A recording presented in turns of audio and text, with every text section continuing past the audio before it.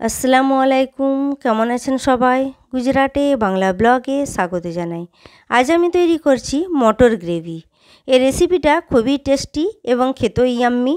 আমি এখানে নিয়েছি সেদ্ধ করে রাখা মটর, টমেটো কুচি, ক্যাপসিকাম, কাঁচা লঙ্কা, কারি পাতা। মটর গ্রেভি তৈরি করার জন্য কড়াতে তেল দিয়ে দিলাম অল্প পরিমাণ, তারপর দিয়ে দিয়েছি কুচিয়ে রাখা পেঁয়াজ। পেঁয়াজটা একটু লাল লাল হয়ে গেছে, এই সময় আমি টমেটো দিয়ে দিচ্ছি। টমেটো এবং পেঁয়াজটা অর্ধেকটা ভাজা ভাজা হয়ে গেছে, অর্ধেকটা সেদ্ধ হয়ে যাবার পর একটা ছাঁকনির সাহায্যে তুলে নিচ্ছি, যাতে করে তেলটা না আসে। এটা ঠান্ডা হতে দেবো আধ ঘন্টার মতো। ঠান্ডা হয়ে যাবার পর মিক্সচারে গ্রেট করে নেব। এবার তেলের মধ্যে আমি দিয়ে দিচ্ছি তেজপাতা, এলাচ দুটো এবং দারচিনি ফোড়নে। তারপর দিয়ে দিলাম আদা রসুন বাটা, দিয়ে ভালোভাবে ভাজা ভাজা করে নিচ্ছি, যাতে করে আদা রসুনের গন্ধটা চলে যায়। এবার অল্প পরিমাণ পানি অ্যাড করে দিয়েছি, তারপর মশলাগুলো একে একে দিয়ে দিচ্ছি।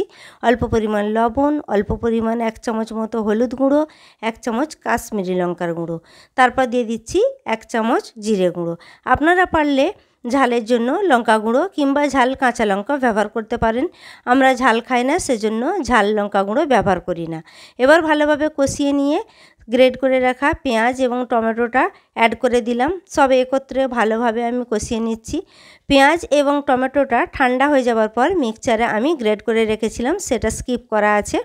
এবার মশলাটা ভাজা ভাজা হয়ে গেছে, এই সময় আমি দিয়ে দিচ্ছি ক্যাপসিকাম, কাঁচা লঙ্কা এবং কারি পাতা।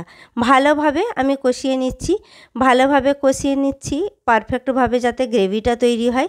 যত ভালো কষানো হবে তত গ্রেভির টেস্টও অনেক সুন্দর হবে, মটর গ্রেভিও অনেক পারফেক্ট তৈরি হবে। আপনারা তো আলু দিয়ে মটরের ঘুগনি কিংবা অন্য রেসিপি খেয়েছেন, এরকম রেসিপি এই প্রথমবার খাবেন। খেতে অনেক টেস্টফুল, ইয়াম্মি। ভালোভাবে মটরটা দিয়ে ভালোভাবে আমি কষিয়ে নিয়েছি, একদম পারফেক্টভাবে তৈরি হয়ে গেছে, ঘনত্বটা হয়েছে দারুণ। এবার আমি অল্প পরিমাণ পানি অ্যাড করে দিচ্ছি। পানি অ্যাড করে দিয়ে 10 মিনিটের মতো ঢাকা দিয়ে আমি রেখে দেবো। একদম পারফেক্ট তৈরি হয়ে গেছে মটর গ্রেভি। এবার ঢাকা দিয়ে রেখে দিলাম। 10 মিনিট পর ঢাকা খুলে দিচ্ছি, তারপর আমি গ্যাস বন্ধ করে দিয়েছি। এবার গরম মশলা দিয়ে দেবো।